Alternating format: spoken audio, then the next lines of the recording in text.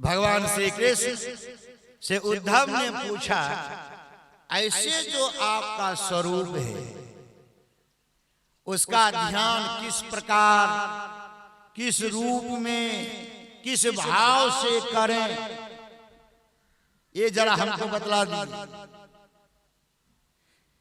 यथा त्वाम रविंदाक्ष यादृशं यदात्मकं ध्यानेन मुमुक्षुरे तन्मे ध्यानं तुम वक्तुमर्हसि। हे कृष्ण, आपका ध्यान किस भाव से, किस रूप में, किस प्रकार करें जरा बतलाइए। तो भगवान श्री कृष्ण कहते हैं, सुनो उद्धव, कैसे करना है ध्यान। सम आसन आसन समकायो यथा सुखम हतसा उत्संग आधायो स्वर्ण साक्षते क्षण। हे अर्जुन, हे उद्धव, कैसे करो। सम आसन आसन, सम का मतलब समतल भूमि, ओवर खावर भूमि नहीं। ओवर खावर भूमि पर बैठ के ध्यान नहीं होगा। ध्यान करने के लिए समतल जगह चाहिए। अब कितने व्यक्ति को देखते हैं हम कि खटिया पर बैठ के ध्यान करें। आप लोग खटिया पर बैठे हैं, बैठ के देखिएगा, सीधे बीचे में धंस जाइए। ध्यान होगा क्या? नहीं। इसलिए भगवान सबसे पहले जगह बतलाते हैं, समतल भूमि होना चाहिए। और ऐसे पर बैठिए। कैसे बैठिए? भगवान बतला रहे हैं, हतसा उत्संग। कैसे बैठे? तो बाईं पैर नीचे और दाईं पैर ऊपर, और बाईं हाथ नीचे और दाईं हाथ ऊपर। इसी को भगवान श्री कृष्ण कहते हैं उद्धव से, हतसा उत्संग। किस प्रकार बैठो? तो बाईं पैर नीचे, उसके ऊपर दाईं पैर। आसन बहुत प्रकार का है, बहुत प्रकार का है, लेकिन गुरु महाराज मुख्य रूप से दो आसन पर हम लोग को बतलाए। एक का नाम है सिद्धासन, एक का नाम है उक्रू आसन। उक्रू आसन किसको कहते हैं? जैसे कोई व्यक्ति गाय दूहने के लिए बैठता है, उसको उक्रू आसन कहते हैं। गाय दूहने के लिए बैठे, दाहिने हाथ का ये कोहनी दाहिने पैर के घुटना पर, बाएं हाथ का कोहनी बाएं पैर के घुटना पर देकर दोनों हाथ का तलहटी कान में सटा रहना चाहिए। उसको कहते हैं उक्रू आसन।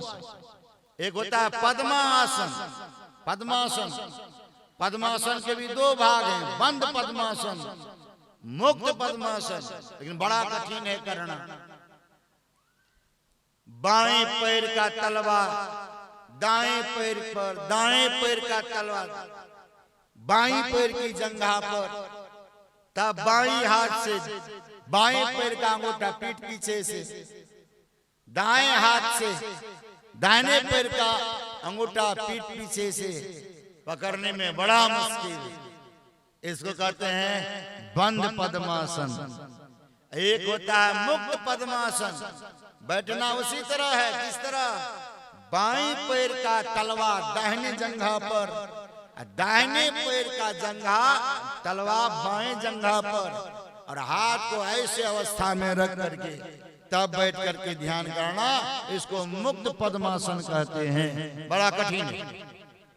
इसलिए जो बात भगवान श्री कृष्ण कहे हैं उसी बात को हमारे गुरु महाराज भी कहे। बैठो, कैसे बैठो? सुखासन,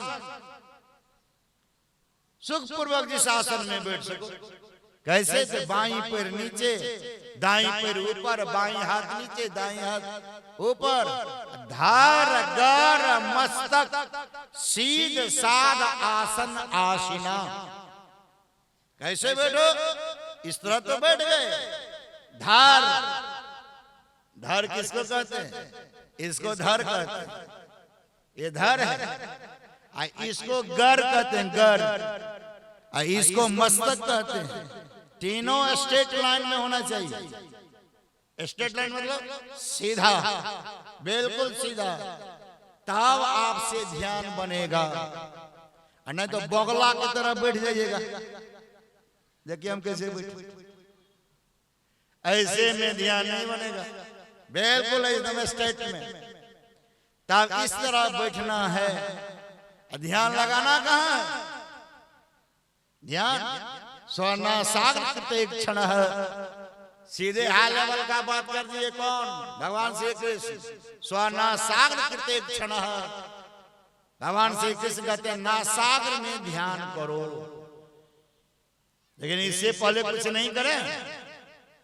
गुरु महाराज कहते हैं पहले मानस जप करो, उसके बाद मानस ध्यान करो, उसके बाद दृष्टि योग की क्रिया करो। गुरु महाराज एक बार संत कबीर साहब की एक वाणी को गवाए थे। वो वाणी क्या थी? हमरे सत्य नाम धन खेती। सत्य नाम धन खेती क्या है? मन का बैल सुरत हरवाहा, जब चाहे तब ज्योति। सत्य नाम का बीज बोआया, उपजे हीरा मोती। इस खेतन में लाभ बहुत है, संतन लुटा सेती। कहे कबीर सुनो भाई साधो, उल्टी पुल्टी नर ज्योति। ध्यान से समझना इस पद को। उल्टी पुल्टी नर ज्योति गवाने के बाद गुरु महाराज कहते हैं अच्छा पद को तो गा दिया, आप बोलो तो इसमें रहस्य क्या छिपा हुआ है? हलवाहा कौन है, बैल कौन है? तो मन को कह दिया बैल, मन का बैल। हरवाहा कौन है? हल चलाने वाला को हरवाहा कहते हैं। वह कौन है? सूरत। और जब दोनों हमारे पास में है, जब चाहे तब ज्योति, जब मन हुआ तो ध्यान करना शुरू। लेकिन ध्यान कैसे करें? तो कहते हैं सबसे नीचे पद, उल्टी पुल्टी नर ज्योति। गुरु महाराज ने कहा इसका अर्थ क्या हुआ? उल्टी पुल्टी नर ज्योति। कोई जवाब नहीं दिया। गुरु महाराज समझाने लगे, सुनो संत कबीर साहब क्या कहते हैं। उल्टी पुल्टी नर ज्योति का अर्थ हुआ कि सबसे पहले मानस जप करो। अब मरने की बात का भार दिए थे धर्मचंद बाबू, अब यहां पर याद आ गया कि हम लोग मरे कैसे। नदी किनारे घर किया, कर्जा करी करी खा। कर्जदार जब मांगन आवे तो घुसक नदी में जाए। हम लोग मरे कैसे? यहीं पर उल्टी पुल्टी नर ज्योति को समझ लेंगे, मरने के लिए हम लोग सीख जाए। ये उल्टी पुल्टी नर ज्योति क्या है? और आप लोग सुने होंगे संत पलटू साहब की वाणी, कमट दृष्टि जो लावही सो ध्यानी परमान। सो ध्यानी परमान सूरत से अंडा सेवे। आप रहे जलमाए सुखे में अंडा देवे। कछवी जो होती है, कछवी, ये कछवी रहती है कहाँ? जल में। जब अंडा देने का होता है कछवी का, तो आ जाती है बालू के भीत पर और वहां आकर के अंडा देती है, और अंडा देके फिर पानी में घुस जाती है।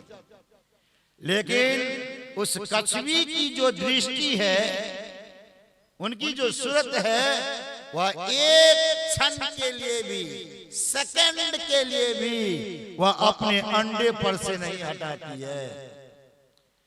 इसी में, इसी पद में, जहां तक धरणीदास जी महाराज की वाणी सुने हैं आप लोग, संत पलटू साहब की वाणी सुने हैं आप लोग, इसी में ये तीन बात है, मानस जप, मानस ध्यान और दृष्टि योग की क्रिया। तीन बातें। पहला बात क्या, मानस जप क्या है? कहा जाप किस प्रकार होना चाहिए? जाप इस तरह कीजिए कि जाप हो और आप हो, और इस बीच कुछ नहीं हो। कल हम आप लोग को बतलाए थे कि आप लोग सत्संग में बैठे हैं तो दीर्घायु हो रहे हैं, कल बतलाए थे। आज उसका और विश्लेषण सुनिए। जब इस तरह का जाप हो आपसे कि जाप हो और आप हो, इस बीच में और कुछ नहीं हो, लेकिन बीच में कुछ घुसता है। क्या घुसता है? सुनिए क्या घुसता है। अगर जाप और आप नहीं रह गए, जाप को पकड़ के नहीं रखे, सूरत को कछवी की तरह स्थिर नहीं रखे, जिस तरह अंडा के ऊपर उनकी दृष्टि स्थिर रहती है, सूरत स्थिर रहती है, उस तरह अगर आप नहीं रख पाए तो बीच में दो घुसेगा। कहा क्या घुसेगा? कहा बाईं तरफ से एक घुसेगा, एक दाहिनी तरफ से घुसेगा। कौन घुसेगा? कहा बाईं तरफ से नींद आएगी। अगर आपका ख्याल इड़ा नाड़ी की तरफ है, बाईं तरफ इड़ा नाड़ी है, इधर आपका ख्याल चला गया तो आपको आलस आने लगेगा, आपको नींद आ जाएगी। बैठे हैं ध्यान में, खराटा शुरू, घुस गए बाईं तरफ। और अगर आपकी सूरत ठीक सामने नहीं है तो आप कहीं पिंगला नाड़ी की तरफ चले गए, दाहिनी तरफ चले गए, तो आपके अंदर में गुनावन घुसेगा। गुनावन क्या घुसेगा? गुनावन। अब उस समय क्या दिखेगा? आप तो बैठे हैं एकदम बिल्कुल ध्यान में जैसे बैठना चाहिए, वैसे बैठे हुए हैं, लेकिन अंदर में इतना कथा चल रहा है कि घंटी ध्यान की लग गई, हम कथे करने में रह गए। क्यों? घुसा दाहिनी तरफ से घुसा। कौन? गुनावन घुस गया। ये आपको स्थिर नहीं रहने दिया। लेकिन जैसे आप अपनी सूरत को स्थिर रख रहे हैं, जाप और आपके बीच में कोई नहीं है, तो 1 मिनट में आपकी श्वासें मात्र 4 बार चलेगी। मात्र 4 बार। कब? जब जाप हो और आप इस बीच में कुछ नहीं हो। श्वास को देखिए, श्वास कैसे हम मरेंगे, कैसे इसकी क्रिया बतला रहे हैं संत लोग। एक बार में 1 मिनट में आपकी श्वासें मात्र 4 बार चलेगी। और जाप के बाद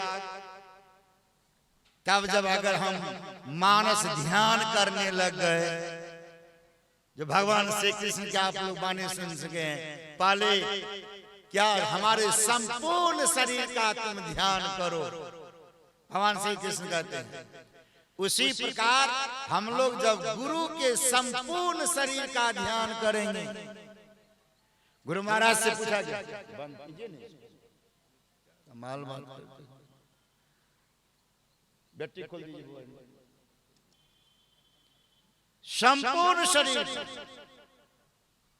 इतना सुंदर विषय है। हमारा मोबाइल एक बार भी नहीं बोलता, हमारा मोबाइल कह रहा है बड़ा बुद्धियार है। हमारा स्वामी बोल रहा है तो हम क्यों बोलूं? ये बंद है जिनका मोबाइल बोल रहा है।